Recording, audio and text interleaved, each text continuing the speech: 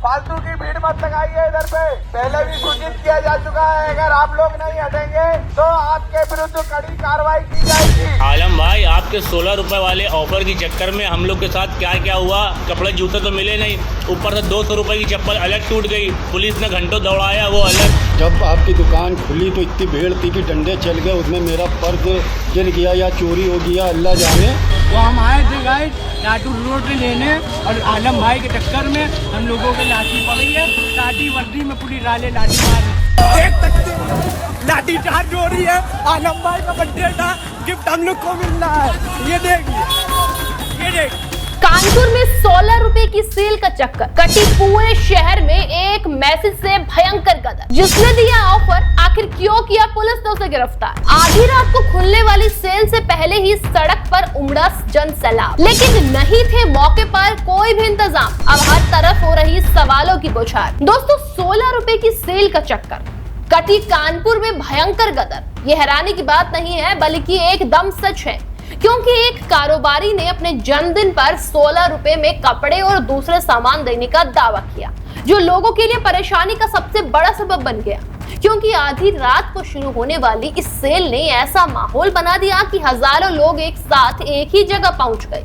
Social media पर offer के videos लगातार वायरल हो रहे थे। लोग अपने दोस्तों और परिवारों के लोगों को लेकर वहां पहुंचने लगे।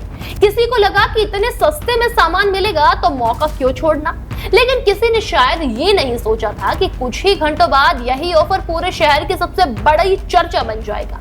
दरअसल अब लोग सवाल पूछ रहे हैं कि आखिर इतनी बड़ी भीड़ आने की संभावना थी तो पहले से इंतजाम क्यों नहीं किए गए। और सिर्फ यही नहीं, अब पूरे इस मामले में बड़ा एक्शन ले लिया गया है। आपको बता दें, पुलिस ने ऑफर देने वाले कारोबारी रईस आलम और सलमान आलम को गिरफ्तार भी कर लिया है। अब इस गिरफ्तारी के बाद से पूरा मामला और भी ज्यादा चर्चाओं में आ गया है, लेकिन जो लोग घायल हुए हैं उनका भी बयान आपको चौंका सकता है। दरअसल मीडिया से बातचीत में कई लोगों ने बताया कि रात होने के साथ साथ भीड़ लगातार बढ़ती जा रही थी। बताया जा रहा है कि जिस ऑफर को रात 11:59 पर शुरू होना था, उससे काफी पहले लोग वहां पहुंच गए। देखते ही देखते सड़क पर इतनी भीड़ जमा हो गई कि निकलना मुश्किल हो गया। कई लोगों का कहना है कि आसपास की सड़कें जाम जैसी स्थिति में पहुंच गई। वीडियो में भी बड़ी संख्या में लोगों को एक साथ खड़े देखा गया। कुछ लोगों का आरोप है कि भीड़ बढ़ने के बावजूद स्थिति को संभालने के लिए समय रहते पर्याप्त व्यवस्था नहीं की गई। और इसी बात को लेकर अब पूरे शहर में चर्चाएं हो रही है कि जब हजारों लोग पहले ही पहुंच चुके थे तो हालात को नियंत्रण में रखने के लिए कदम क्यों नहीं उठाए जा सके थे। और सबसे दिलचस्प बात यह है कि जिस कारोबारी ने ये ऑफर दिया था, उसने खुद रात करीब 9:30 बजे के आसपास वीडियो बनाकर बताया कि दूर दूर से लोग पहुंच चुके हैं और सड़क पर भारी भीड़ भी जमा हो गई है।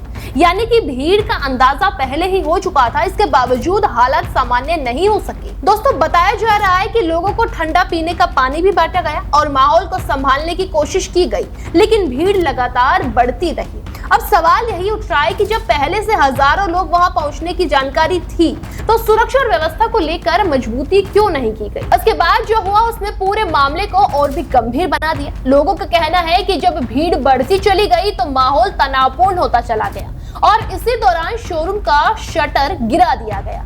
इससे वहां मौजूद कई लोग नाराज हो गए। कुछ लोग आगे बढ़ने लगे तो पीछे से भी दबाव बढ़ता गया।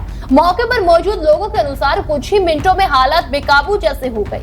कई लोग एक दूसरे के ऊपर गिर पड़े। कुछ लोगों ने दावा किया कि उन्हें धक्का लगा, जबकि कई लोगों ने चोट लगने की बात भी कही। सोशल मीडिया पर ऐसे वीडियोस भी सामने आए जिनमें लोग अपने हाथ, सिर और पैर में लगी चोटें दिखाते नजर आए हैं। कई परिवार ऐसे भी थे जो सिर्फ खरीदारी के लिए पहुंचे थे, लेकिन उन्हें इलाज तक की जरूरत पड़ गई। मौके पर पुलिस पहुंची। पुलिस ने लोगों से घर जाने और भीड़ कम करने की अपील की, लेकिन जब भीड़ पीछे नहीं हटने को तैयार थी तो पुलिस को सख्ती दिखानी पड़ी। चश्मदीदों के अलग अलग दावे सामने आए। कुछ लोगों का कहना है कि पुलिस ने लाठियां पटक भीड़ को हटाया, जिसके बाद लोग तेजी से इधर उधर भागने लगे और इस दौरान अफरा तफरी बढ़ गई। कई लोग गिर गए, कई घायल हो गए। हालांकि पुलिस का कहना है कि कानून व्यवस्था व्यवस्था बनाए रखने के लिए कार्रवाई जरूरी थी, तो दूसरी तरफ कुछ लोग ये भी कह रहे हैं कि अगर भीड़ को पहले ही नियंत्रण कर लिया जाता तो शायद हालात यहाँ तक नहीं पहुँचते। इस घटना के बाद से रईस आलम ने एक वीडियो जारी कर दावा किया कि उन्होंने लोगों के लिए बेहतर इंतजाम किए थे,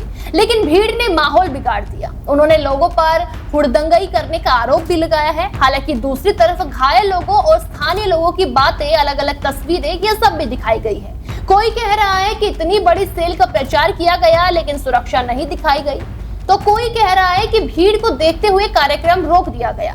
अब पुलिस ने रईस आलम और सलमान आलम को गिरफ्तार कर जांच शुरू कर दी है। पूरे कानपुर की नजर अब इसी बात पर टिकी है कि आखिर इस पूरे घटनाक्रम की जिम्मेदारी किस पर तय होती है और जांच में आगे कौन कौन से बड़े खुलासे सामने आते हैं। 16 रुपए की सेल ने जिस तरह से शहर में हलचल मचाई, उसने हर किसी को हैरान कर दिया है। अब ये मामला सिर्फ एक ऑफर का नहीं है, बल्कि व्यवस्था और जिम्मेदारी का भी बन गया है। अब आगे क्या कुछ होता है, आपकी इस पर क्या कुछ राय है, हमें कमेंट सेक्शन में जरूर बताएं। देश दुनिया की हर बड़ी, सटीक और भरोसेमंद खबर देखने के लिए अभी विजिट करें हमारे वेबसाइट nowuttarpradesh.com और nownoida.com पर, क्योंकि यहाँ आपको सिर्फ सुर्खियां नहीं बल्कि पूरी जानकारी मिलेगी।